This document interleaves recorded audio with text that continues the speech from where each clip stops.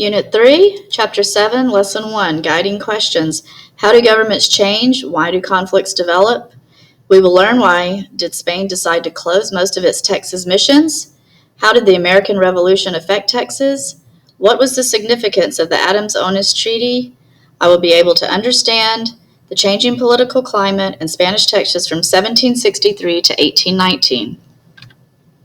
Terms to know: alliance, an agreement among countries to work together. Transform, to change. Neutral, referring to an area that does not belong to any country. Filibuster, an individual who carries out unauthorized warfare against a foreign country. Changing borders and alliances. Guiding question: why did Spain decide to close most of its Texas missions? The 7 Years' War from 756 to 1763 was a fight between the nations of Great Britain and France for control of North America. Most European countries also took part due to their alliances or agreements with one side or the other. When it won the war, Great Britain gained control of Canada and all land east of the Mississippi River. Great Britain also received Florida from Spain. In exchange, Spain received Louisiana, the Mississippi River Delta, and the city of New Orleans.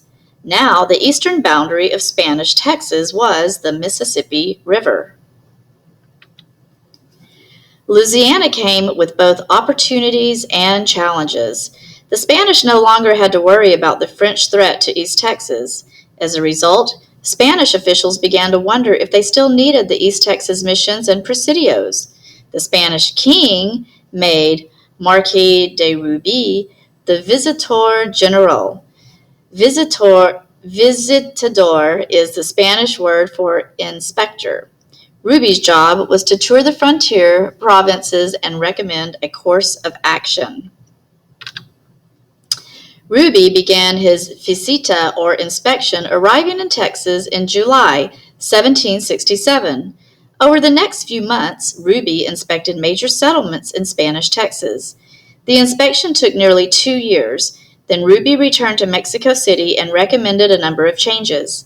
He said that all missions in Texas, except for those at San Antonio and Goliad, should be abandoned. He also recommended that all settlers in East Texas should be moved to San Antonio. In 1773, Baron de Ripperda became the new Spanish governor of Texas. He closed the last 3 missions in East Texas and ordered the settlers to move to San Antonio.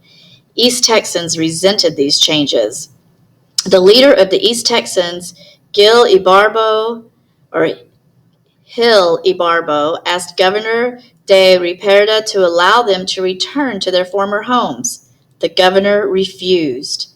In early 1779, without permission, Ibarbo led the settlers back into East Texas. There, they founded the town of Nacogdoches near the Mission Guadalupe, which was one of the abandoned missions. Spanish authorities had little control over the activities in Nacogdoches and the surrounding area.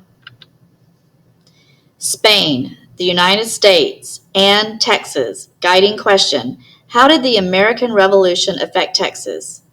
In the 1770s, events in the neighboring British colonies would transform or change life in Texas.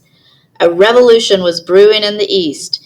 In 1776, 13 of Britain's North American colonies rebelled against British rule.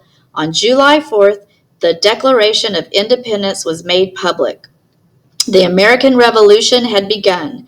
Spain and France sided with the colonists against their old enemy, Great Britain. Bernardo de Galvez was the Spanish governor of Louisiana. He opened New Orleans to American ships. He also gave weapons, clothing, money, and medical supplies to American troops. When Spain entered the war in 1779, Galvez raised an army. Galvez's army forced British troops from towns and forts along the Gulf of Mexico. This helped keep the British from taking back the southern colonies. In 1783, the American Revolution ended and a treaty was signed between Britain and the United States. The new country's boundaries stretched from Canada to Florida and west to the Mississippi River.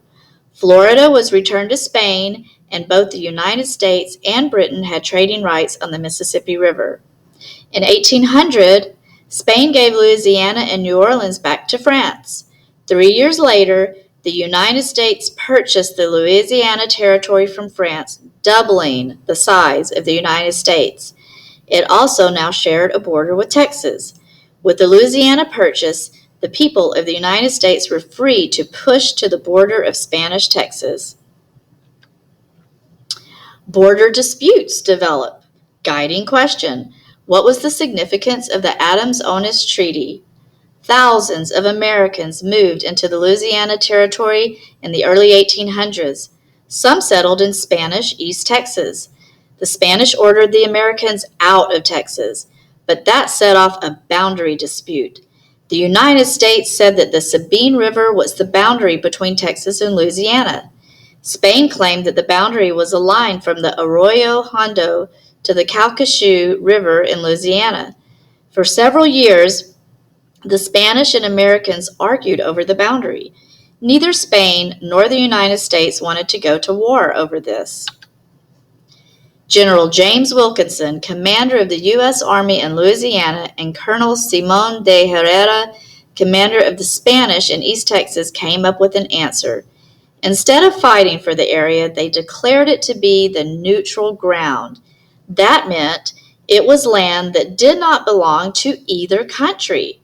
Between 1806 and 1819, no nation governed it. Soon, smugglers, outlaws, and fugitives from New Spain and the United States moved into the neutral ground where they were safe from the law. In 1819, the United States and Spain signed the Adams-Onis Treaty, ending the boundary dispute. Conditions of the Adams-Onis Treaty. Spain gave Florida to the United States. Spain agreed to the Sabine River as the eastern boundary of Texas.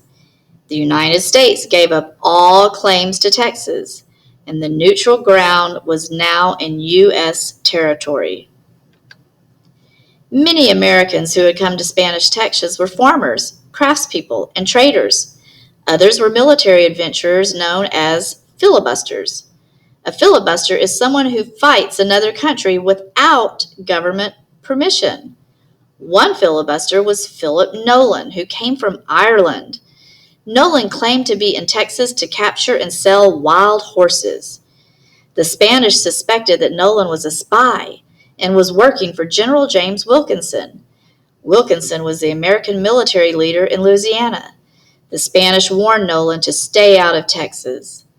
In late 1800, Nolan led a party of 27 people into Texas. Expedition members spent the winter catching wild horses in central Texas. In March 1801, Spanish soldiers surrounded the group's campsite on the Brazos River near present-day Waco. They demanded that Nolan's men surrender. Nolan refused, and fighting broke out. Nolan and another man were killed. The Spanish marched the rest of the men to a Mexican prison.